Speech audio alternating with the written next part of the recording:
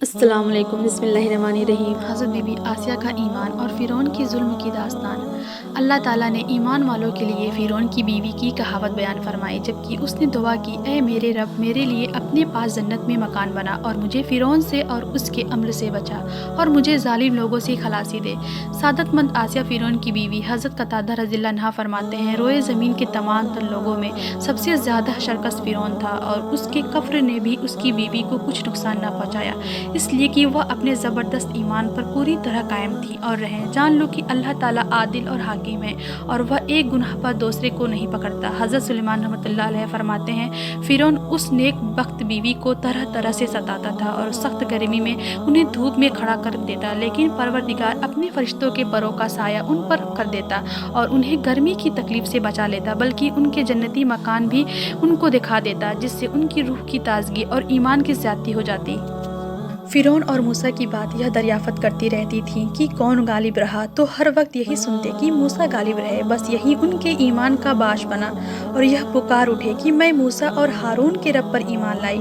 فرعون کو جب یہ معلوم ہوا تو اس نے کہا، جو بڑی سے بڑی پتھر کی چٹان تمہیں ملے اسے اٹھا لاؤ اور اسے لٹا دو اور اس سے کہو کہ اپنے عقیدے سے باز آ جائے، تو میری بیوی ہے، عزت و حرمت کے ساتھ واپس لاؤ، اگر نہ مانے تو وہ چٹان اس پر گرا دو اور اس کا قیمہ کر ڈالو۔ جب یہ لوگ پتھر لائے تو انہیں لے گئے، لٹایا اور پتھر ان پر گرانے کے لیے اٹھایا تو انہوں نے آسمان کی طرف نگاہ کی اور پروردگار نے حجاب اٹھا دیے اور جنت کو اور وہاں جو مکان ان کے لیے بنایا گیا تھا اسے انہوں نے اپنی آنکھوں سے دیکھ لیا اور اسی میں ان کی روح پرواز کر گئی۔ چنانچہ جس وقت ان پر پتھر پھینکا گیا اس وقت ان میں روح تھی ہی نہیں۔ اپنی شہادت کے وقت دعا مانگتی ہیں کہ اے اللہ، جنت میں اپنے قریب کی جگہ مجھے عنایت فرما۔ اس دعا کی اس باریکی پر بھی نگاہ ڈالیے کہ فرعون اور اس کی عمل سے نجات دے، میں اس کی کفریہ حرکتوں سے بیزار ہوں، مجھے اس ظالم قوم سے عافیت میں رکھ۔ ان کے ایمان لانے کا واقعہ کے بارے میں حضرت ابو العالیہ رحمۃ اللہ علیہ اس طرح بیان فرماتے ہیں کہ فرعون کے داروغہ کی عورت کا ایمان ان کے ایمان کا باعث بنا۔ وہ ایک روز فرعون کی لڑکی کا سر گوندھ رہی تھی، اچانک کنگھی ہاتھ سے گر گئی اور ان کے منہ سے نکل گیا کہ کفار برباد ہو۔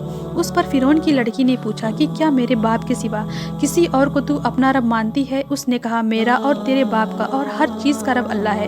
اس نے غصے میں آ کر انہیں خوب مارا پیٹا، اپنے باپ کو اس کی خبر دی۔ فرعون نے انہیں بلا کر خود پوچھا کہ کیا تم میرے علاوہ کسی اور کی عبادت کرتی ہو؟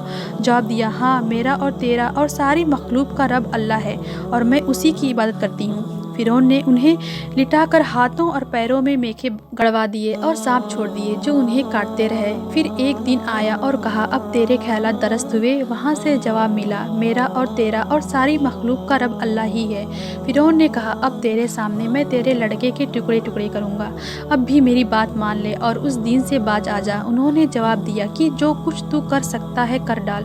اس ظالم نے ان کے لڑکے کو منگوایا اور ان کے سامنے اسے مار ڈالا، اور جب اس بچے کی روح نکلی تو اس نے کہا، اے ماں، خوش ہو جا، تیرے لیے اللہ تعالیٰ نے بڑے بڑے ثواب تیار کر رکھے ہیں اور فلاں فلاں نعمتیں تجھے ملیں گی۔ انہوں نے اس روح فرسا واقعے کو دیکھا اور لیکن صبر کیا اور راضی راضی ہو کر بیٹھی رہیں۔ فرعون نے انہیں پھر اسی طرح باندھ کر ڈلوایا اور سانپ چھوڑ دیے۔ پھر ایک دن آیا اور اپنی بات دہرائی، بیوی صاحبہ نے پھر نہایت صبر اور استقلال سے وہی جواب دیا۔ اس نے پھر وہی دھمکی دی اور ان کے دوسرے بچے کو بھی ان کے سامنے قتل کروا دیا۔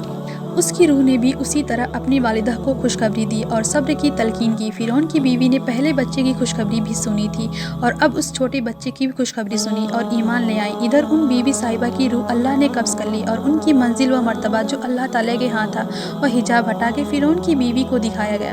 یہ اپنے ایمان اور یقین میں بہت بڑھ گئیں، یہاں تک کہ فرعون کو بھی ان کے ایمان کی خبر ہو گئی۔ اس نے ایک روز اپنے درباریوں سے کہا، تمہیں کچھ میری بیوی کی خبر ہے؟